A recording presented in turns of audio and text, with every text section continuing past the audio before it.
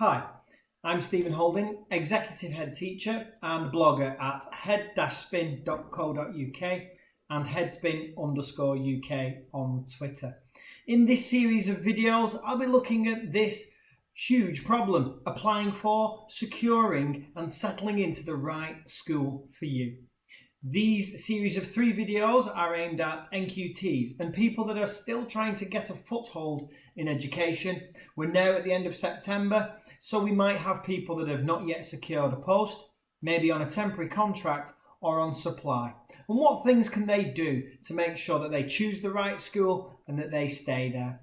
Across the 3 videos, I'll be exploring these ideas. Firstly, will any school do? That will be my first question that I hopefully answer.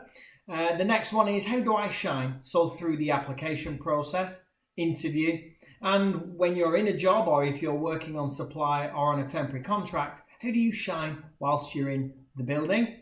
And the final video, we'll have a look at school leadership, looking at the diverse nature of the way schools are led and managed and how that is something that we should be thinking about as NQTs, because we need to be happy in this career.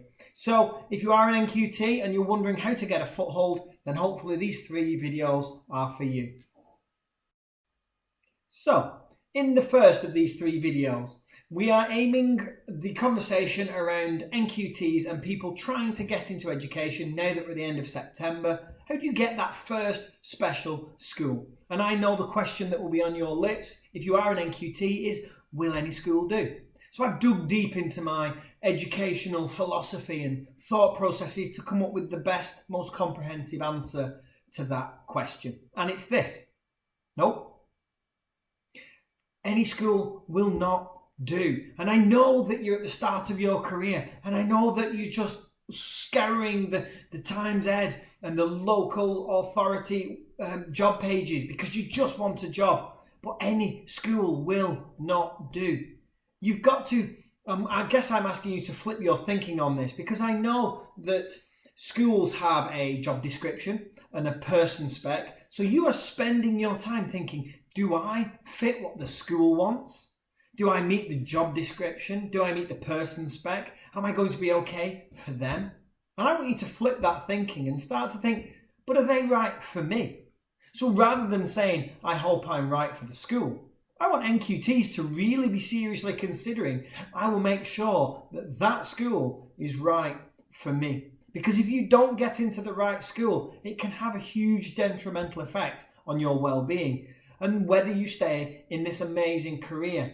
And we can't have that. We need you in front of our children for the long haul. So let's make sure we choose the right school. But how do you know? How will you know if you're choosing the right school? Well, I'm going to go through a few hints and tips from my experience about how you can find out whether it fits what you want out of education and whether it's right for you. Because remember, you're brilliant and you need to be in the right school. So I guess it all comes down to well-being. Will this school make me happy? Will it meet my needs? And here's a few ideas to find out in those early stages whether a school will actually meet your needs. The first thing to think about is the school's ethos. And will that ethos be the same as what you want? Now, I know that we're currently in a pandemic and it's COVID times. We're in tough times now, so it's hard to get to look around a school. So I'm going to talk about how you can find out an ethos online, as well as having a look around a potential building. So let's have a look at that online. So obviously there's the website. How do they portray what they're all about? Is it a fun and happy website that celebrates the diverse things that that school does? What is the vision statement? What's the head teacher's welcome like? What does that tell you about how the school feels to be a child in that school? And then there's obviously walking around the building. Let's hope you get the chance to have a look round. It might be after school with a mask. It might be while the children are in. But what does that school feel like when you do get the chance to walk round?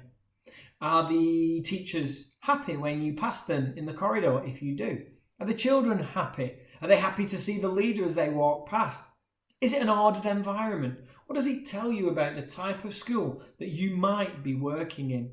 Because you need to have a good understanding of a school's ethos, because it needs to match your own. Next is that school's journey. You need to do a bit of background research here on any school that you might be thinking of working in and what is their current trajectory.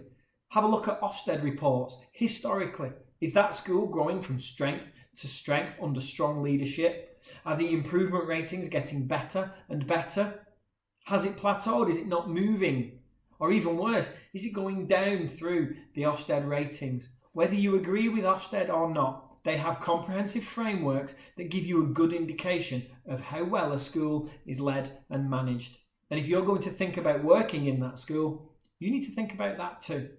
You can also have a look at the data that's public. Have a look at how well it's performing. Is the performance against national standards getting better and better and better? Has it plateaued? Is it not moving? Is it static? Or even worse, is it going down over time? And now you might want that challenge. You might want to get into a school and be brilliant and raise standards for all children, and that's fantastic. But make sure you do your research and make sure the school's journey is something that you're happy with. Next is the leadership style. And we've discussed here that that's really difficult to find out. How is a school led and managed? Because in my third video of this series, I'll be digging deeper into leadership styles and how that can really have a massive impact on teachers' well-being. But how do you know that before you've even started working there? Well, there's a few ways. Like I've said, have a look at the head teacher's welcome on the website. What does that tell you about what that school values? Are the leadership team and all the teachers across Twitter and YouTube and on that website showing that they're doing fun activities and getting involved in children? I hope so. We all work in education. We should be having a good time with these children. If you do get the chance to walk around, who shows you round as a candidate?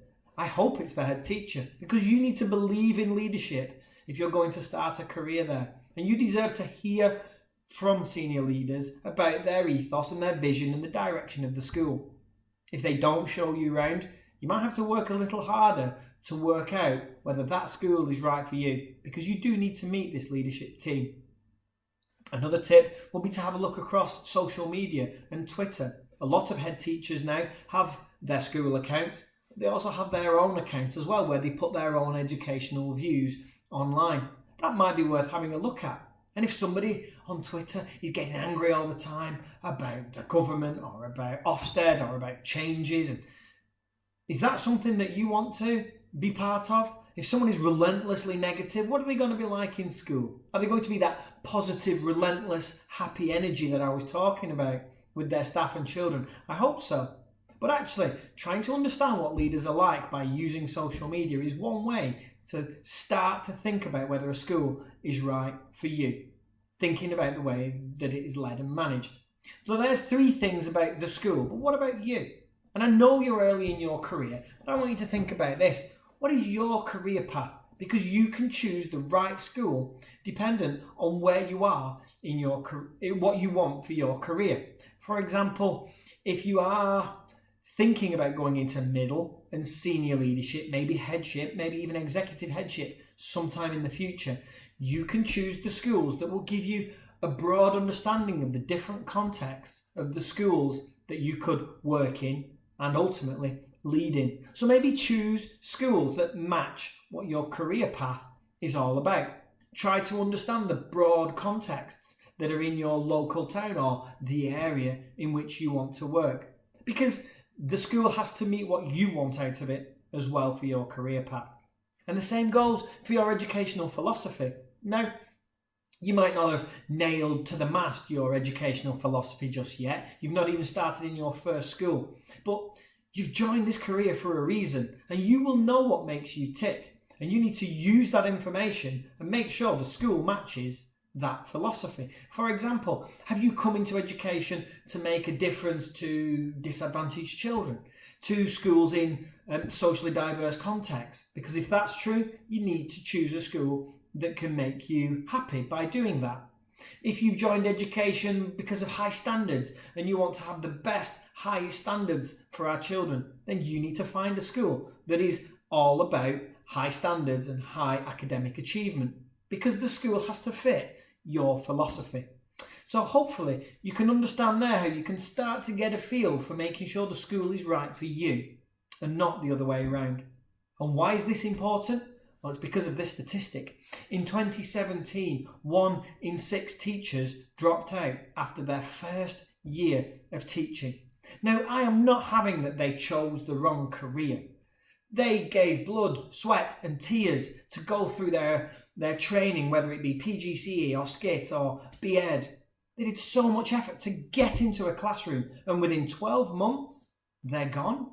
That's not that they've chosen the wrong career. They've worked too hard to get into a classroom. I would suggest they've chose the wrong school, a school that isn't right for them. And that I don't want to happen to you. You're too good. You're too ready to be in front of children and to make a lifelong difference to the children that we serve. So let's make sure at the end of this first video that you take one thing away. That although you do have to meet job descriptions and person specs, and it's important that you are right for the school, I think and I believe it's more important that that school is right for you. So use some of the hints and tips in this video to make sure you're making the right choice. You don't want to be part of a statistic. You need to be in front of those children. In the next video, I'll be having a look at how do you shine? How do you shine in the application process, during interview, and maybe if you're already in a school right now, how do you stand up above the rest so you can secure a permanent contract?